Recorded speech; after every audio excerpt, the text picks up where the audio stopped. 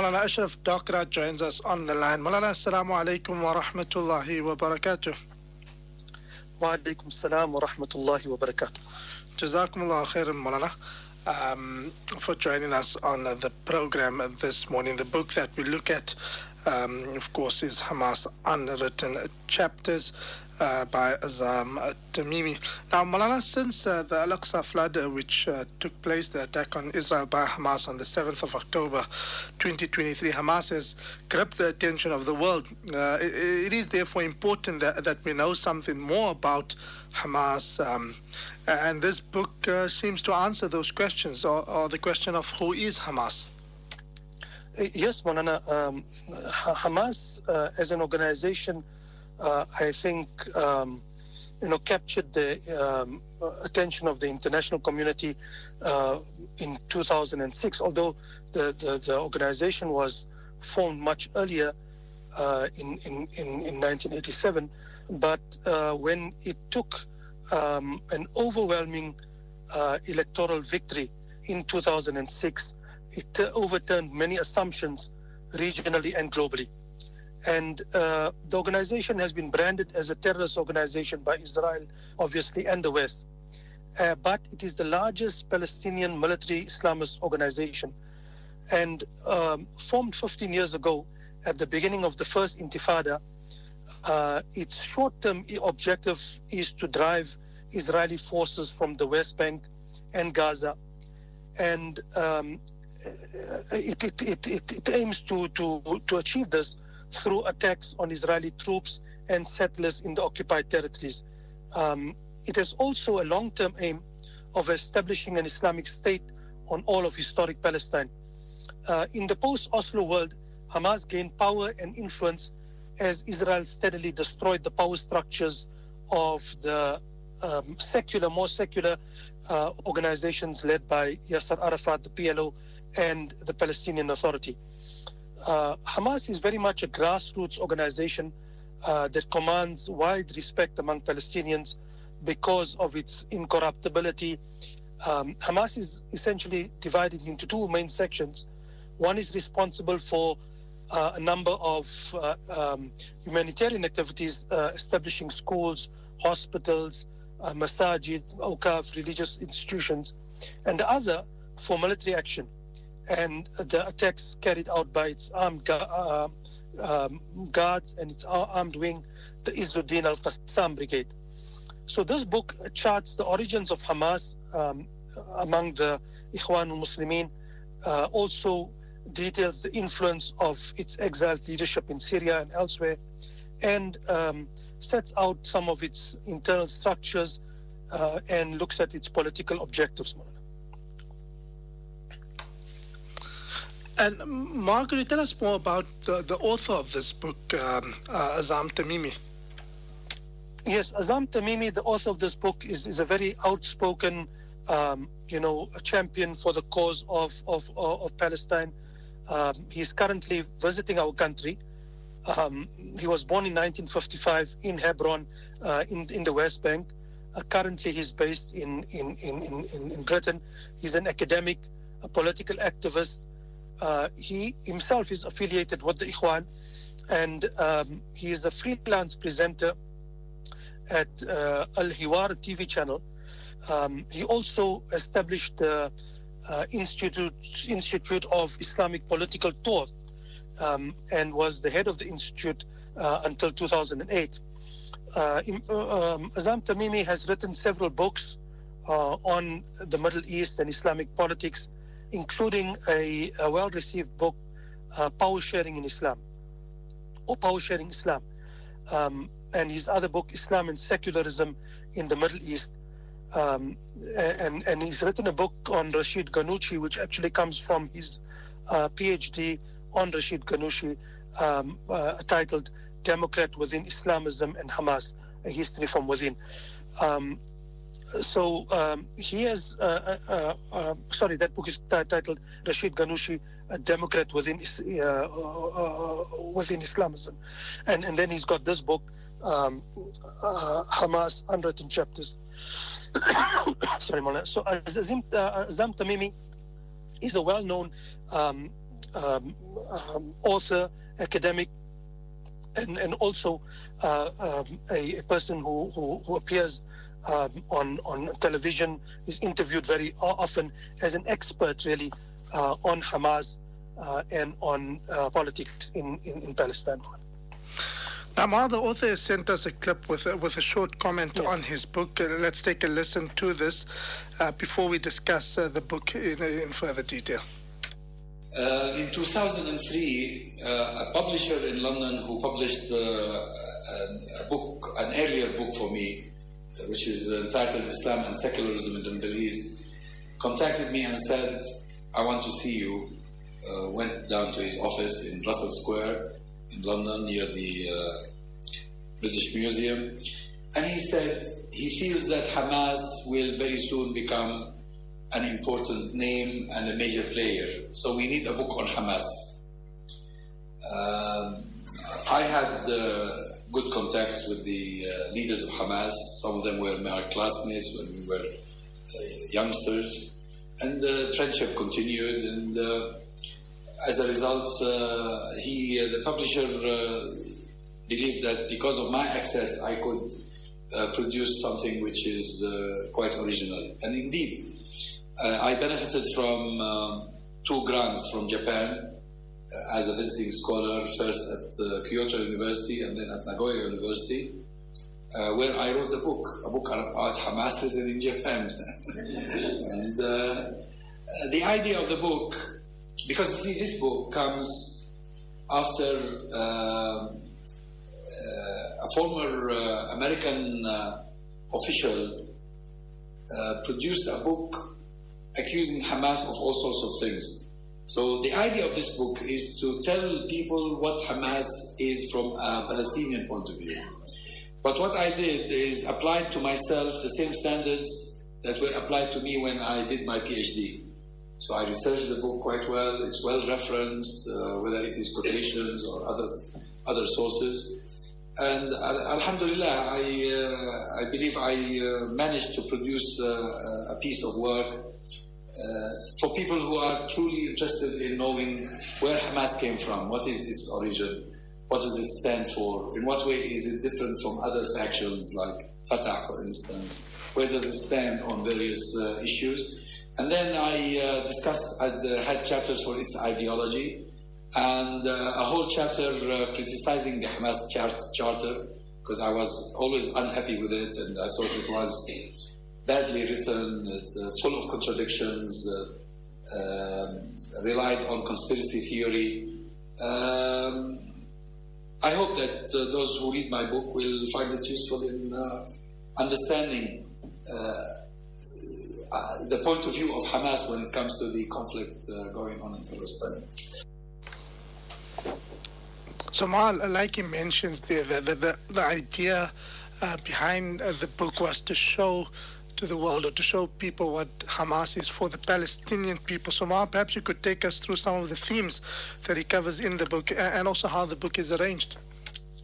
Yes, so the author starts off by explaining that no one expected in 2003, when he first decided to write the book, that in 2006, January 2006, Hamas would win an overwhelming electoral victory in the occupied Palestinian territories.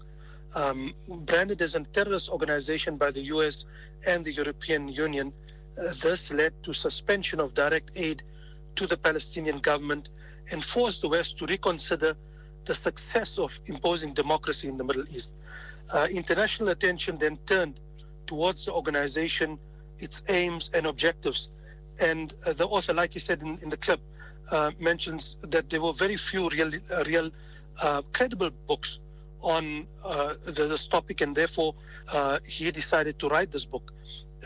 He shows also how Hamas was established in 1987 as a distinct organization with clear aims. Its roots he traces back to the global Ikhwan al-Muslimin, the Muslim Brotherhood, that was founded in 1928 by the late Hassan al-Banna.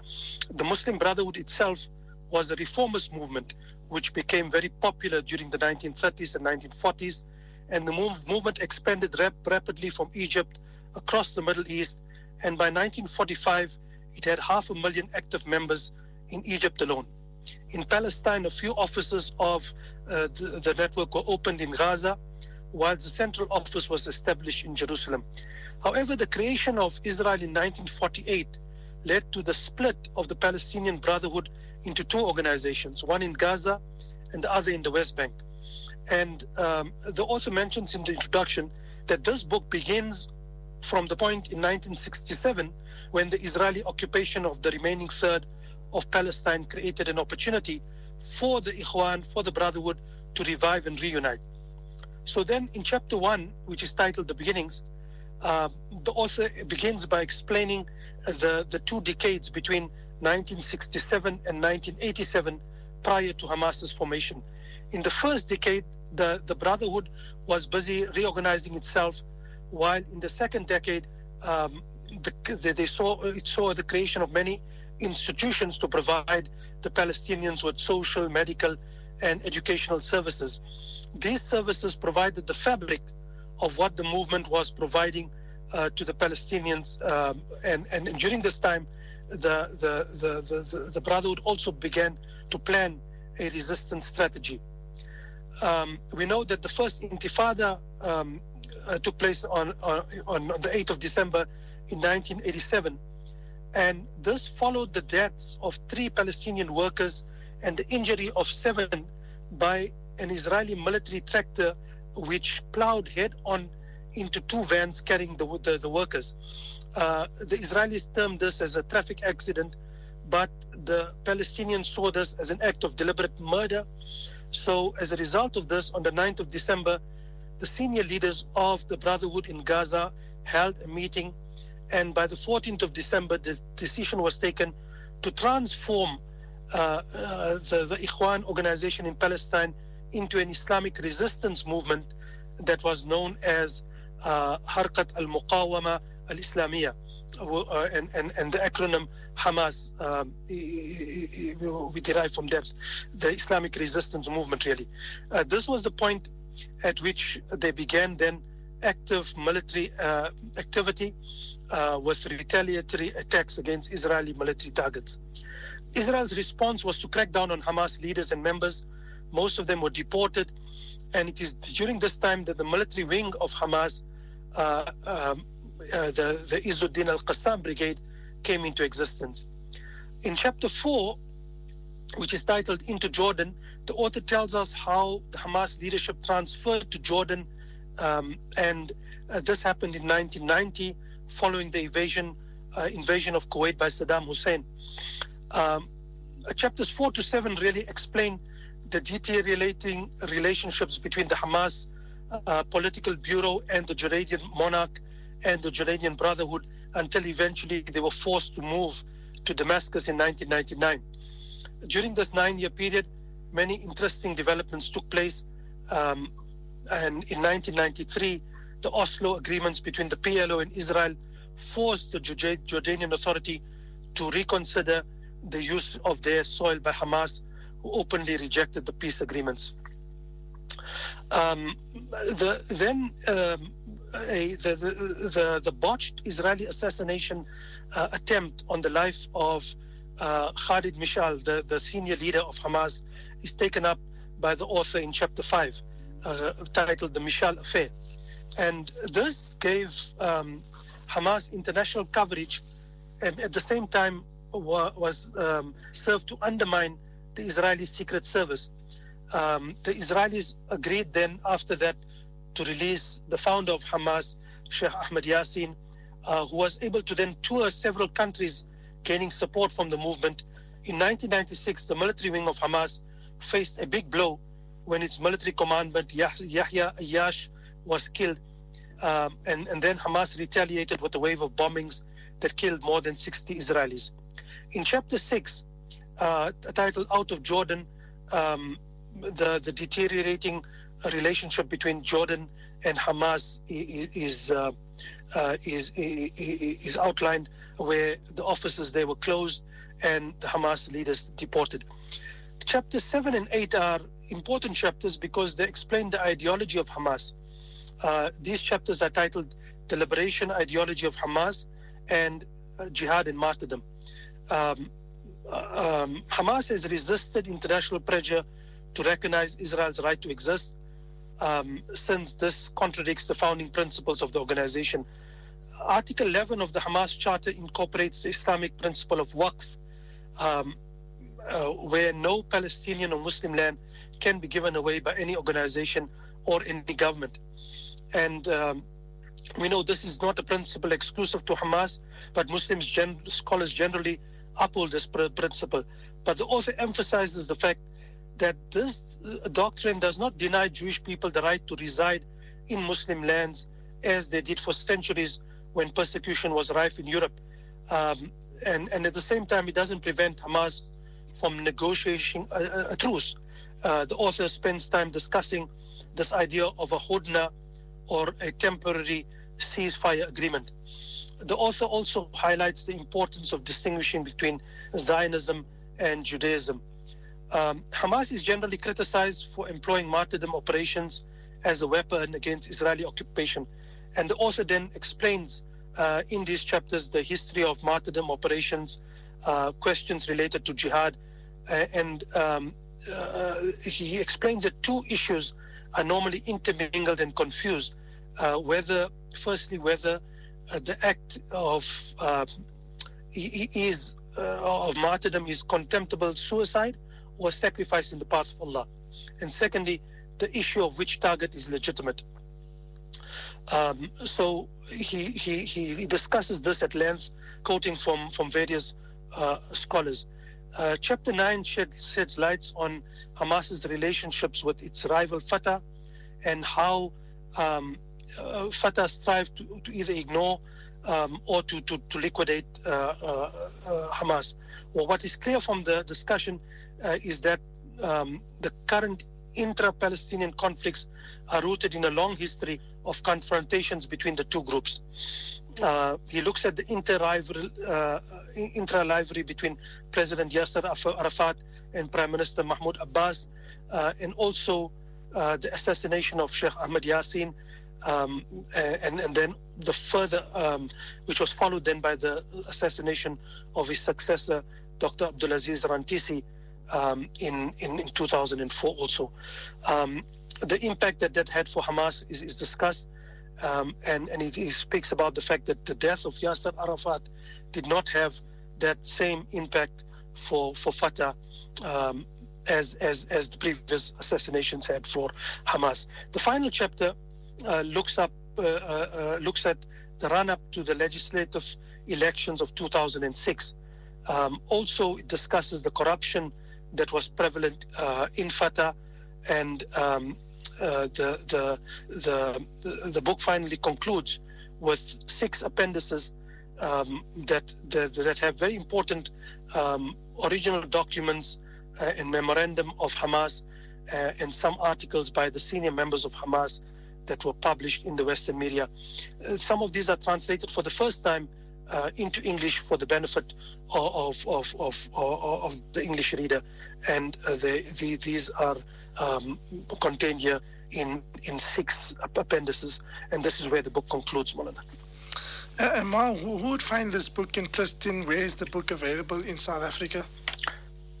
Well, I think this book will be interested to anybody who wants to understand, wants a deeper understanding of who the Hamas is, its importance and influence in the Palestinian territories, and anybody who wants to understand how the Hamas comes to hold the positions that it does, and also generally, if people want to understand about the conflict in the Middle East, because incidentally the author does touch on a number of other important related issues, Maulana.